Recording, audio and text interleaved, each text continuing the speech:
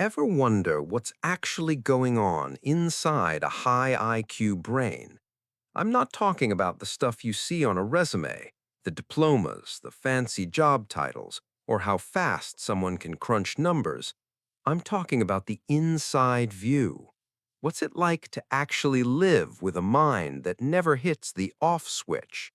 If you've ever felt like you're tuned into a frequency no one else hears, if you're the one asking questions while everyone else is busy nodding along, you've probably been told there's something off about you.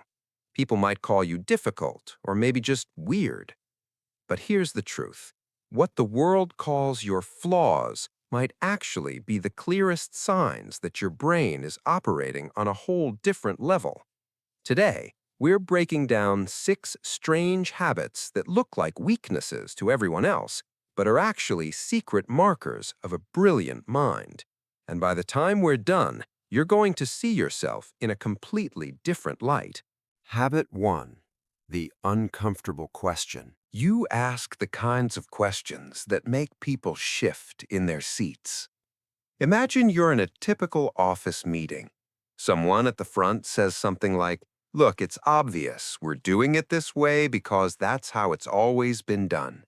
Most people just nod, check their watches, and wait for lunch. But then there's you. You've been quiet the whole time, but inside, you're already pulling at that thread. You're thinking, wait, why? Who decided that? Is that actually a rule or just a lazy habit we all agreed on?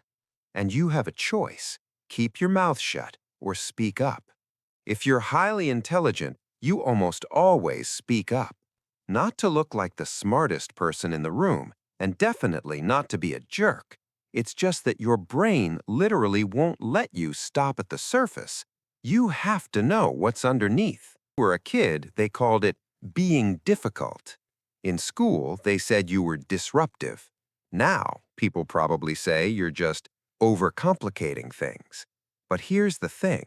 It's exactly that refusal to accept the obvious that allows you to spot the massive cracks in the system that everyone else has been ignoring for years. You might not be the most comfortable person to work with, but you're the most necessary. Habit 2. The both sides trap. You ever gone to a smart friend for a simple yes or no advice and ended up getting a 10-minute breakdown on why everything is complicated? You're there looking for a straight answer, and they're like, well, on one hand, definitely yes, but then again, if you look at it from this angle, it's a hard no. It's frustrating, right? It looks like they're being indecisive or just dodging the question, but it's not a weak character. Psychologists actually have a fancy name for it: cognitive complexity. It's the rare ability to hold two completely opposite ideas in your head at once without losing your mind. See, most people hate open-ended situations. Uncertainty feels like a threat to the brain, so it tries to pick a side as fast as possible just to stop the stress. But for you, uncertainty isn't a threat, it's an invitation. The world thinks you don't know what you want. The reality, you just know too much to settle for a simple, half-true answer. Habit 3. Productive procrastination. Now, this next one is probably the hardest to explain to your boss or your partner. It's the habit of wasting time. You know the drill. You're lying on the couch, staring at the ceiling, or maybe walking in circles with no actual destination. To anyone watching, it looks like pure laziness. It looks like you've checked out or you just don't care about the deadline. Inside your skull, there's a full-blown construction project happening. Neuroscientists call this the default mode network. It's the state your brain flips into when you stop focusing on a specific task.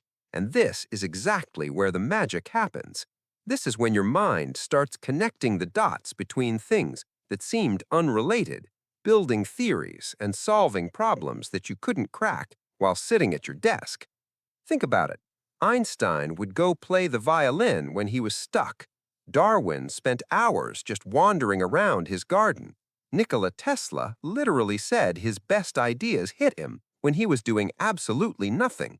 So when you see a brilliant person just staring out the window mid-conversation, they aren't being rude. They're doing the most important work of their day. It's just invisible to everyone else.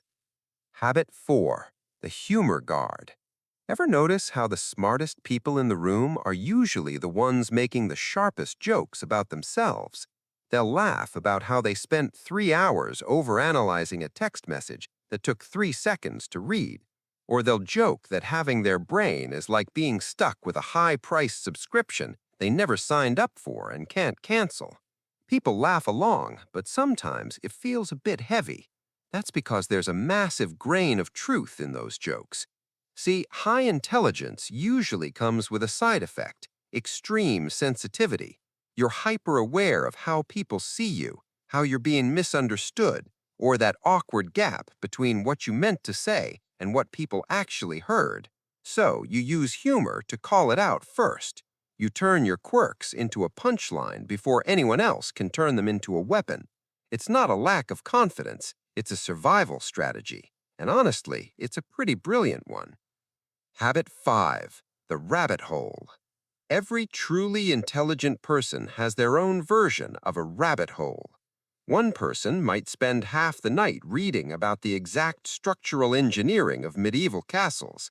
Another might go deep into the weeds of how one specific chord in an obscure jazz song works. A third is busy analyzing the economy of a tiny island nation that no one in their social circle can even find on a map. To an outsider, it looks like a weird hobby or a massive waste of energy. They'll ask, "What are you even going to do with that information?"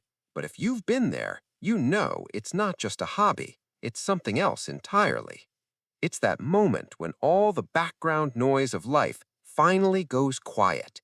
It's like finding a room where everything suddenly makes sense, and you've finally tuned into a frequency that's been hummed in the background your whole life.